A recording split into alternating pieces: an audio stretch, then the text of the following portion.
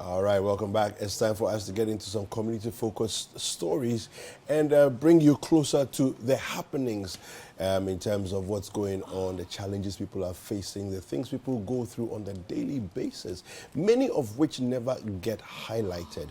But on this segment of the show, we seek to put a spotlight on some of these things, the lesser known, lesser talked about issues, and make sure that all Ghanaians are fully represented as far as their challenges are being aired and talked about, and so help can be sought for them so that everybody gets to benefit from the nation that we are building. Well, we go to the northern region now, and in the northern region, in a place called Bongolo, in the northern region, there's a school, an MA primary school, that has serious infrastructure challenges, and the rains have fallen and been falling quite heavily in the northern region, and they've had some infrastructural challenges, collapsing roofs and all of those things. Let's go and take a look at this story by our colleague Mohammed Alabira, and we'll come back and we'll delve into some conversations. At Bangalore, a rural community in the Nanumba North municipality in the northern region, community members and school children have made a passionate appeal to authorities to reconstruct their school block. The structure, a 3-unit classroom block, was constructed in 2007 by community members. The collapse of the structure follows Tuesday night heavy downpour. Currently, classes are now organized under trees on the compound. Head teacher of the school, Alhassan Abdul Malik, has been sharing with Citi News how the situation has affected them. Teaching and learning has been very difficult because we don't know where to put our teaching and learning materials. The teachers don't have any place to lay their head, rather than the students even having a place to sit for learning. And it's very difficult for us here. So what time did this happen? Was it in the during school hours? It was in the night. It was in the night. Heavy floor in the night, and this thing happened. Right now, we've done our possible best. During the campaigning season, the MP for Nanban of that is the honorable member of defense, came around and then told the community he was to put up the structure for them after the election. And I think the community didn't betray him. They voted massively for him. And after this, we didn't see anything. We are still struggling with this structure. And then right now, when you look around within the community or within the road from Joanna Hilly to this place, we are the only school that have a heavy enrollment. There is no school on the road that have What more is the enrollment? The enrollment is 302. He mentioned some other challenges the school faces. As you can see, we don't have a school structure. That is our first challenge. Then our second challenge is infrastructure. That's a table and chair. We don't have furniture. That is another second thing. And then where teachers can put their head, it's not there. And as you can see, we ride all the way from Bimila to this place. The circuit supervisor, who was in a meeting with management of the school at the time of Citi News visit, tells Citi News interim measures have been put in place to ensure classes goes on while they wait for a new structure. Almost a whole year, this issue is in my reports, that the school is in danger, the children are in danger. But, AGS, we don't build schools. It is the assembly.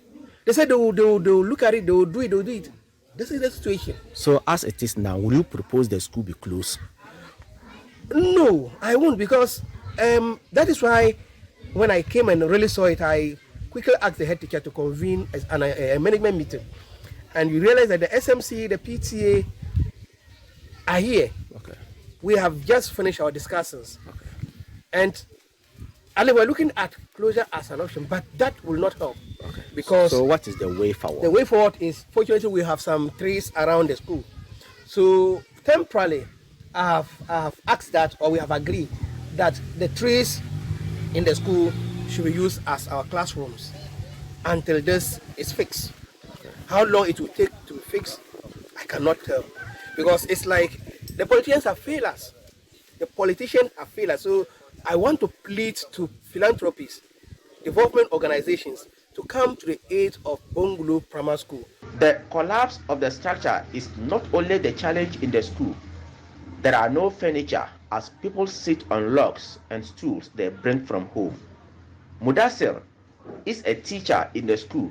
He shares with Citi News how they manage to teach in a combined classes. With the situation we have currently, my class is made of basic 3 and basic 4. Okay. So sometimes we look through the curriculum and see if we have to teach, say, English. If we are teaching English, that will benefit the P3, the basic 3 students. Then we use the basic 4 curriculum to do that. And if we have to teach mathematics, that is for with the P3 curriculum. That will benefit the basic 4 people. That is what we use with the situation we have here right now. Senior prophet of the school also shares how the situation is negatively affecting them. The school has control, so we want you to build new school again. We are sitting on a train, so when the sun is calm, we are suffer, and when the rain is collect. Water will collect all the compost, so we are not get place to sit. When the rain has rained, we are going home to sit. We are not read again. So we want you to please. We want you to come and build a school at Bungalow Family School. We are beg you. Community members and the executives of the School Management Committee (SMC) are appealing to the government and the Nanumba North Municipal Assembly to come to their aid by providing them with a school block. The children are sitting under the trees. Even the books, the parents afford to help them, and the uniform too. When it rains, the school have to close for the day, and the books will be wet. So the children will come to worry the parents again to buy them new books.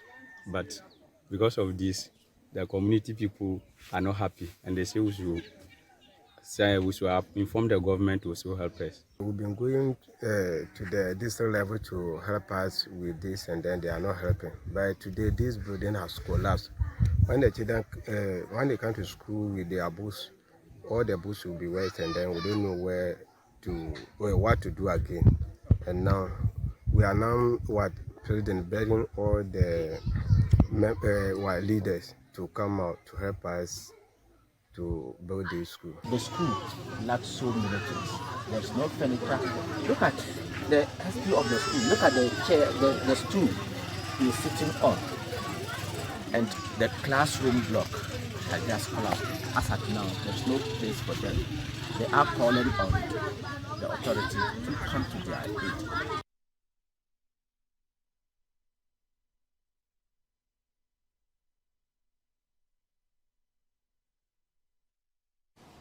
All right, so that's a story there from the Nanumba North District. And Fiba, I don't know what jumps out at you when you see this kind of situation.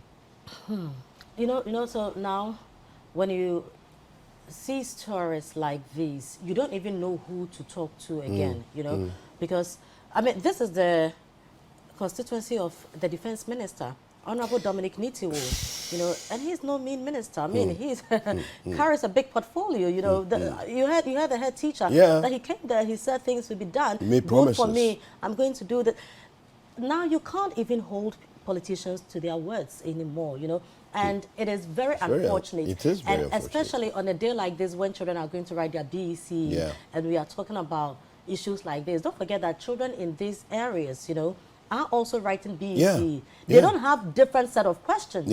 So if children in Accra, children in private schools, you know, are going to write BEC with people from, like pupils from these kind of areas, what exactly are we telling people? Look, and this trickles down to affect everything. Rural urban migration, streetism, I mean, everything you can think of. It starts from areas like these, you know, and this is how children grow up, become adults who think that the society is their enemy. And we often say that you don't always have to ask what your country is doing for you. What can you do for your country? But what is my country doing for me? We will ask what exactly. your country is doing for me. Look, those areas who, countries where people talk like this, there are certain basics, you know, that a country is giving them. But you won't put me through this and ask that, what am I giving to my country? I'm not giving anything back. It's frustrating. It's very unfortunate. At this point, you don't even know what else to say. How can children go through this? You heard what the circuit supervisor said, that for now, I've asked that we use the trees around as classrooms. Really? So even if it's not raining, what happens to the sun? We can't live our lives like this as a country, honestly. Well, we have the circuit supervisor on the line with us. And good morning, sir. Good morning. Yes, welcome to Breakfast Daily. Thank you very much. All right, so the area where you supervise, apart from this school, do you have any other schools that have have similar challenges? Good morning to your viewers. Almost all the schools within my circuit have similar. Hello? Yes, we can hear you. Go ahead. Yes. Answer to your question. I'm saying that almost all the schools in my circuit are faced with these challenges. Wow. I have 12 schools under my jurisdiction. Okay. And the circuit is Joanna Unit Circuit. Bongulu is not far from Kalegu. Kalegu have primary and junior high. Bongulu is not far from JG number 1. JG number 1 was given a school about 2-3 years ago. But if you go and even look at that school that has been constructed just a little about over 2 years ago, you will think it was actually built in centuries. Everything is rituals, the greens and whatever. So I think the contractors are not actually helping us. And we don't even know who supervises this work. My director is always insisting that there must be quality assurance as far as some of these things are concerned. Unfortunately, that is not the case. The school we are talking about, Bongulu Grammar School, was established in 2006. Currently, the school has a population of 302. Okay. The school is even benefiting from the Ghana School Feeding Program. I can tell you that almost a year today, not even a day, has the caterer cooked for the children. The children, if you just look at what they are sitting on.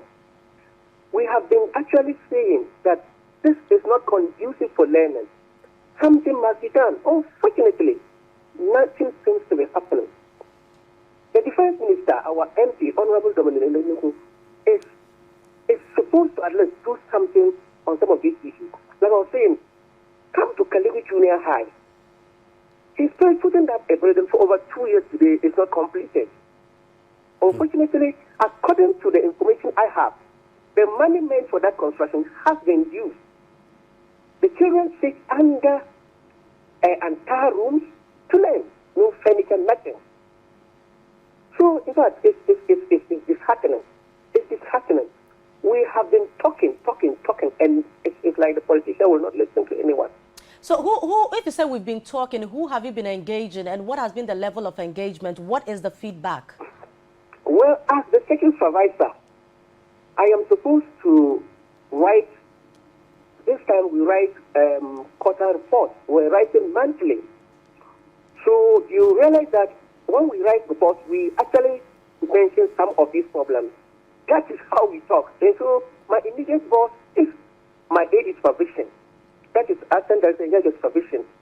Reports go to him, then he will forward them to the Municipal Director of Education.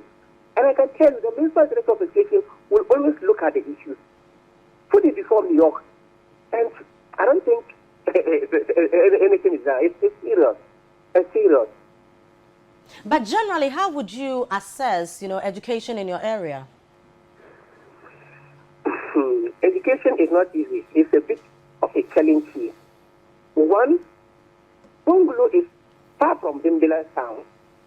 Bimbila is the municipal capital. It's about 4, 5, or even, I think it's even more than 13 kilometers. In the school there's no place for tickets to serve. So they always commute from Bimbila daily to the place and then back. Sometimes I will go as early as possible just to see how school is there, what school starts and what they do.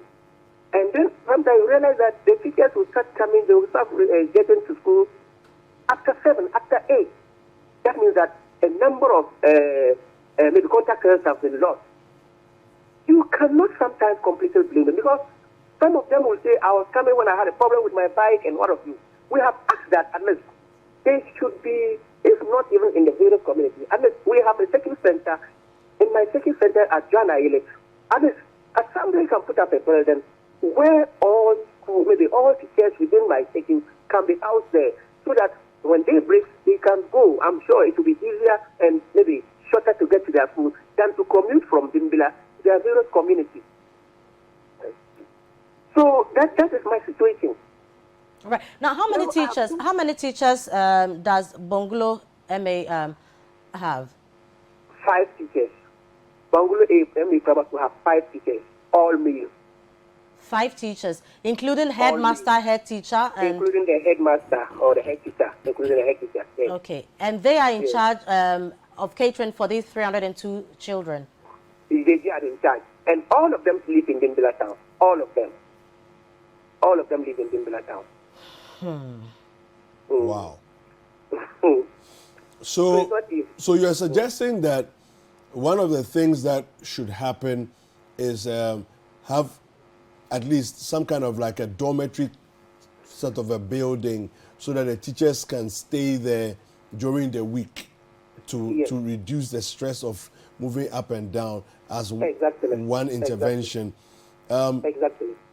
Now, when you talk about the, dealing with the problem, have you spoken to the MP himself? It's not easy to get the MP. It's not easy, I must say that. Okay. It's not easy. What about your MCE, your DCE? Like I said, as for the MCE, he is accessible. However, as a person, I can't just walk to him. Okay. Yes, we have New York where we have representations from our office. Okay. And so all issues that we have are taken there by our representatives. Okay. Sometimes the Minister of Education Director himself attends their meetings. I see. Well, anyway. All right. Thank you very much. Thank you. And so, yes. I want to appeal to the development partners. What I was saying, I think I have lost hope in the politicians. I am appealing to the development partners. Who are you referring to when you say development partners? Well, I'm talking of NGOs. Okay. And let's say we have NGOs who are interested in some of these issues, maybe education and others. I am appealing to the philanthropists. And they should come to the aid of Bungalow Summer School. Because these children we are raising today, when we are off, they will take us. And so, if it is this way, then we don't have any hope. Yeah. And a society with hopelessness is a chaos society. Yeah. Yes. So that is my plea. Kindly mention again the names of the schools that are under your supervision. Apart from Bungalow, we have. Okay, I have Naswani Primary School. Okay. I have Semni Boma Primary School. I have Joanna Ile Primary School. Joanna Ile Junior High School. Okay. I have Jebudo Primary School. Okay. I have Dini Primary School. I have Kalegu Primary School. Kalegu Junior High School. I have JG number 1 Primary School. I have JG number 2 Primary School. And the 12th school is Sabuba Primary School. These are just public schools. Okay. Yes, sir. Okay. Thank you very much for your time. Thank you, sir. Thank you, sir. All right. I'm grateful. Yeah, so Mam Mani, the circuit supervisor, is the one we've been speaking to. And clearly it's a very dire situation. Frema, it's something that he said, which is it's understandable, as much as it's unfortunate. It's very understandable. They said, I've lost hope in the politicians because Haven't we all? They come making promises all the time. But so this is a cycle. Yeah. And I can bet you that this community is one of the many constituencies in Ghana where they will tell you that as for us, we vote this way. As for us, we are for these political parties. And so we are all being taken for granted, you know, because we all know the issues, and yet they will come back with even more promises, knowing that the earlier ones that they made have not been fulfilled. But we say that as for us, we don't vote for these people. And so we vote for them. And so really, what will hold them accountable, what will hold them to task, you know, to deliver on their promises? It's very unfortunate that at this point, you know, we have the circuit supervisor saying that I have lost hope in politicians. And so I'm calling on NGOs. Why should it be so? And so I'm calling on individuals. Why should it be so? You know, because we have people whose responsibility it is to make sure that this is done. Why do we have to say that we know they won't do it and nothing is happening? You know? And I think that people, like, if the MP cannot help with things like these, then I don't know why you guys should vote for him again. You know, because he will come back and he holds such a high portfolio. You understand? He's not just an MP. He's a minister of state, not just any minister of state. You understand? One of the key ministries in the country. And he can't help the young children in his constituency, you know, to even just get a structure for them to be able to study. They have to be subjected to the conditions of the weather. I have a feeling that, you know, as much as we take positions of authority and you know, and all of that, maybe we don't have enough pride in making sure that our people who we are responsible for. You know, I'm just thinking about this, and the defense minister, who is also the MP for the area. As about if there was that pride that this is where I come from, and as a minister of state, let me negotiate and discuss with my colleague ministers and see what I can do for my people where I come from. I think we would have a lot more things done. But you know, I get your point, David, but you see, I think that as a people, we also can't leave things to the conscience of people. We also can't leave things to morality, you know, because not everybody will think like you, but we should be able to get people to do what they are expected to do. The things that is said, well, we have quite a number of people in this community, but I will go there to make sure that I fight to bring development to the people.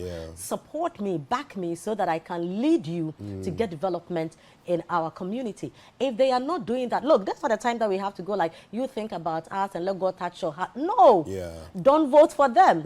But you see, sometimes when you are also trying to understand these people, understand the plight of people, sometimes you also just have to let things be, because with all the things you are saying, they will go back and they'll tell you that after us we vote for MP, after us we vote for NDC. And this is the problem. And so people take things for granted. They know that, you know, sometimes you hear comments like, after this area, even if you bring a goat here and it's in these colors, the goat will win.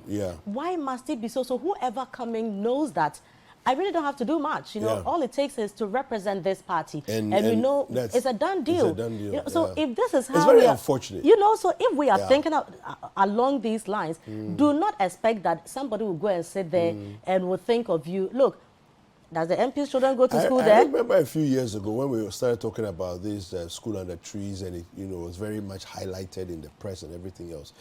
I mean, I think the media was being made to look as though we were, you know, making much ado about nothing. You know, when it comes to school under tree. But yeah, take a look at this. I mean, you saw what we saw on our screens. It's not, and this is how many years after we were told to stop highlighting the negatives, and that we have almost eradicated all schools from under the trees. There are still schools in under 2022, trees. In 2022. October, there are children studying under these conditions. You Preparing see, for BEC. So we are looking at this is what the rains have caused. You know? Look at how hot the northern part of Ghana is. So these children, it's not just about rains. No. They are sitting outside. Exposed when it's not even raining, look at the heat. But we've had stories on this same show here where people have to close school and go home because the sun is too unbearable. It's so scorching, you know. And let's just inform you that the Honorable Abdullah Yakub is the MC of the area, and he says that he's on his way from his constituency to Accra, so he can't speak. I mean, it's as simple as that. You know, whatever he's coming to do in Accra, he just can't park, and just tell us what he's been up to, trying to bring sanity to the area. So he can't. So it's not like we've not tried getting answers from the people who need to give us the answers we are looking for. But this is the situation. He's on his way to Accra, so he can't speak to us. That is also a little bit annoying. That you represent a people as the president's man on the ground. You're able to pick our call to tell us that you are traveling to Accra, but you can't talk to us. But he said that, and what has happened? Nothing will happen. Nothing has happened. Nothing. Well, that's why we are calling him out. Nobody really cares. Because you know that we've actually called. And you see, sometimes and it's always that I'm traveling, and so he can say that because probably he's also tried. If he has anything to say, he should come back and tell us. Because we can't be in the meeting in the middle to know that. Okay, so the MC, please, if you have anything to say, just speak to the cameras. Let us hear what you are doing. Sometimes there's also very little that the MC can do, because if he's also trying to bring, it goes all the way to the top. Yes. If your community doesn't seem to be a priority, these are some of the things that you are going to be facing. It's unfortunate, but here in this country, it appears that some people are more Ghanaian than others. Some of us, we just came to escort the Ghanaians. Yeah, I know, right? We're just waiting to live our lives and die and then finish, because it's very unfair. That children from Bimbela are writing the same exams as children from Accra, as children in Kumasi, children from international schools. What preparation are these children, making to go write national exams? There are some schools in Ghana. The children sit in air-conditioned rooms. Yes. And then some are also sitting under trees. Look, I always say that it's amazing. Ghana is difficult. Some children do not understand. They don't appreciate this, because if you live somewhere in cantonments and your school is around, airports areas and all. When we say Ghana is difficult, we say that some children are learning under trees. It sounds like tourism in your ears. It looks like you want to go to excursion in that area to look at. But so, mommy, why is it so? Why is that? And we all live in Ghana. This is Ghana we are talking about. We understand that the areas can't be the same, but certain basics, like having a decent structure to study under shouldn't be, a problem. We shouldn't have children.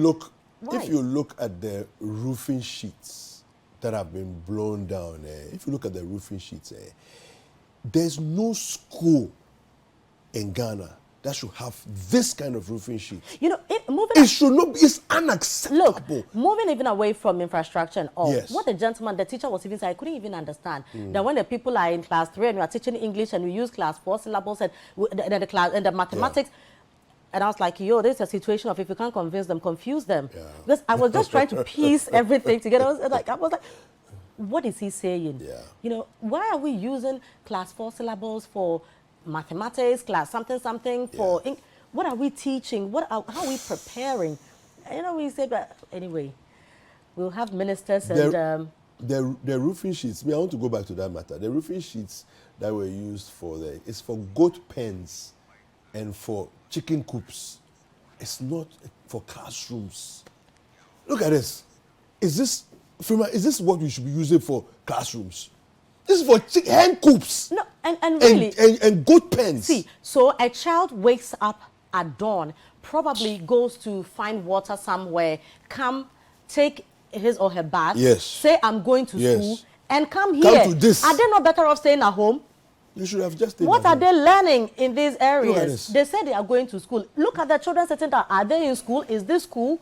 I don't know better being at home and listening to stories. Have you seen that the building is a madhouse? You see the building? I'm it's a madhouse. I'm just trying to think when it rains. And somebody was given a contract to build this. And nobody seemed to care. This is rubbish. It's absolute nonsense. And the man that in today's Ghana, somebody was given a contract to build this thing out of mud. And we're having education fair. We're all decorative in Accra, ridiculous. Saying that we're having education fair. This is where the work must go. This is where we should pay attention to. This is nonsense. How many politicians have their children in schools like this? School. And your taxpayers' money pay them. Anyway, these children's parents pay taxes. Ah, man. Well, so we'll be right back. This is Breakfast Daily.